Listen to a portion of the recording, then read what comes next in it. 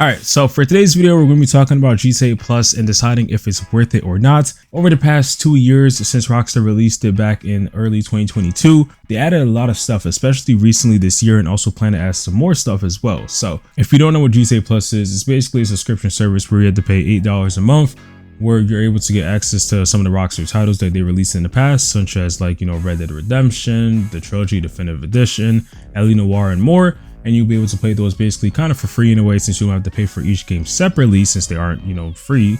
It's just included with a subscription. And for GTA Online, you get access to money, as well as sometimes properties, vehicles, clothing, other additions such as benefits that can help you with getting rid of the cops or whatever. There's a lot of things that Rockstar includes for GTA Online, and they change every month.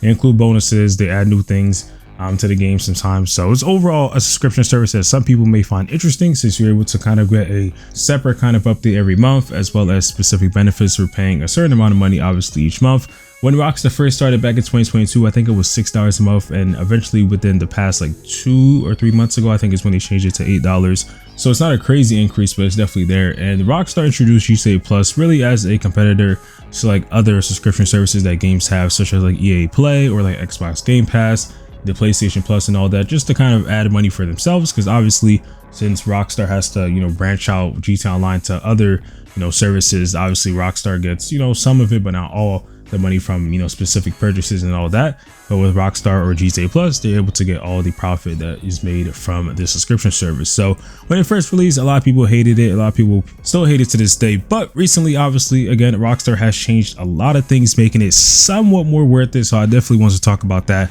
in today's video. So let's go a little bit back to when it first came out. So this started back in March, or I guess the end of March in 2022. And when it first came out, Rockstar gave $500,000, as well as the Vesta 8, which is one of the fastest supercars that we got in the game. Also got a property, which is the auto shop.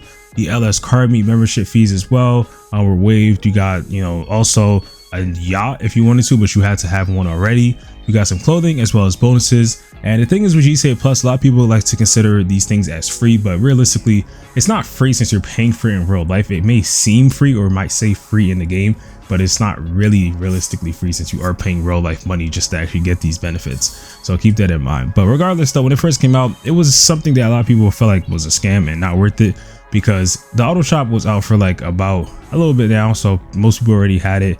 The money, $500,000, wasn't that much either. If you compare it to shark cards, it was really not that of a huge increase. And the clothing, even though some of them and most of them are actually kind of rare clothing that can only be accessed through GTA Plus, a lot of people weren't interested in it. And then for the bonuses, it just wasn't that crazy. Overall, Rockstar kind of just kept it basic for the first month, probably because it was just their first time testing to things, to see how things were going to release, and kind of get feedback on how people, perceive these, and see if they can go a bit more on the easier route and not do anything too crazy. Obviously, a lot of people didn't like that, so Rockstar did change a lot of things throughout the months. So for the first GTA Plus ever, they decided to start it at the beginning of April and ended it within May-ish a little bit. And then overall, there has been a lot of changes. Sometimes Rockstar included more clothing, or they added better bonuses, as well as different vehicles. So overall, Rockstar kind of slowly upgraded it. There was a period in time, I think it was at the end of 2022 or early 2023, where they kind of made all the event weeks for regular players without GTA Plus really bad, and gave all the bonuses to the GTA Plus owners, which is obviously something a lot of people didn't like, because it kind of felt that you have to pay money just to play the game. And it's that's not how GTA Online really was perceived to be. When you first released, it was just mainly seen as you buy GTA 5 story mode, GTA Online comes with it, and you get free DLCs. But now Rockstar is kind of making it a bit more, focused only on GTA Plus owners, and people didn't feel like they should have to purchase a subscription for a game that was almost 10 years old at that point just to get some of these better benefits. And I definitely agreed with that for sure. And overall, Rockstar stayed at $6, the entire time, and they just kind of kept it simple. I think there was one time where they maybe gave a free month, maybe not. But I think there was a time where Rockstar kind of changed maybe the price a little bit, but it wasn't anything too crazy. And then fast forward, overall, they just kind of kept it the same until late 2023 is when they started to include video games from Rockstar's category along with GTA Plus every single month. So for the first one, it was GTA Trilogy the Definitive Edition. That came out a year prior, and Rockstar decided to include these games with it. And if you had GTA Plus, you were able to download these to your library on any of your consoles, so PC, PS4, PS5, anything like that, and you're able to play these games. You don't have to buy them separately. Obviously, since these games are still full price, you basically would just only pay $6 a month. instead of having to pay like the $50 that was, you know, on sale for. So to a lot of people, that actually seems pretty good. Overall though, you still are going to be paying all the money back just through GTA Plus if you keep the subscription, but that's something that Rockstar kind of had, you know, for that time being. And I think it was the month after where Rockstar gave Liberty City Stories as well to GTA Plus.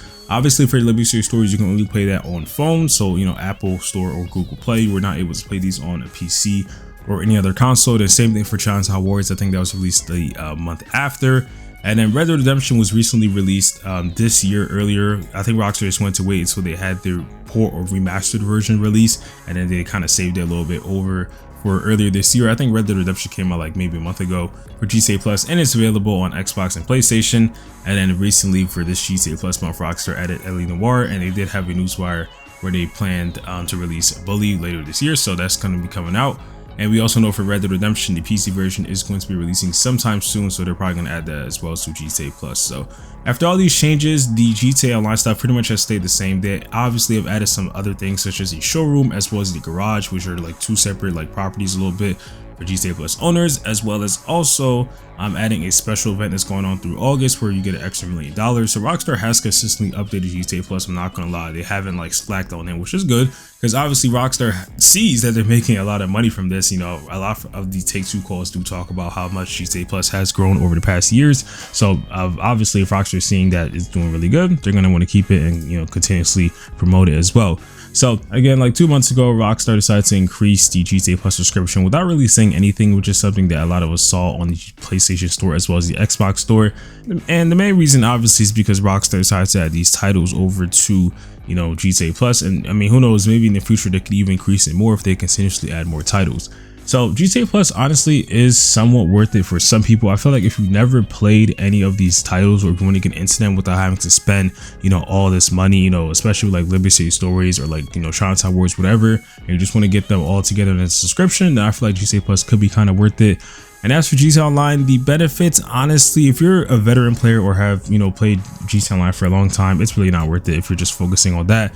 Most of these vehicles you probably already have, and the benefits are not that good to the point where it's like you definitely should get GTA Plus, especially also the bonuses. It's nothing too crazy, especially like if you compare like, you know, skydives that we have this week, you know, it's 6 times money, but you're not going to make that much regardless. So if you're focusing only on the, you know, benefits as well as the bonuses and even like free clothing, it's just not that worth it. Again, if you play GTA Online for a long time, or if you know, have a lot of money, it's not something I recommend getting into because Rockstar doesn't have anything that's good, at least for now.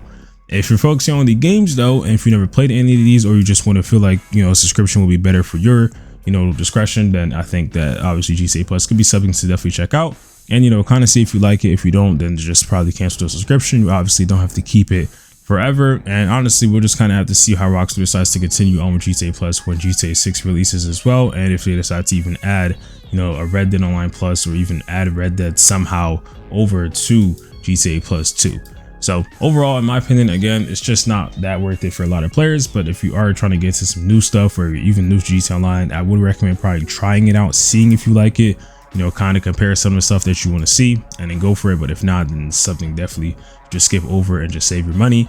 $8 a month isn't the crazy subscription. There's a lot of other, you know, subscription services that are out there that cost a lot more, but I don't think this is something that a lot of people should be adding to their inventory to pay every single month as well. I'm glad though that Rockstar decided to continuously update GTA Plus and then just slack on it and didn't, you know, just continuously make it unworth it.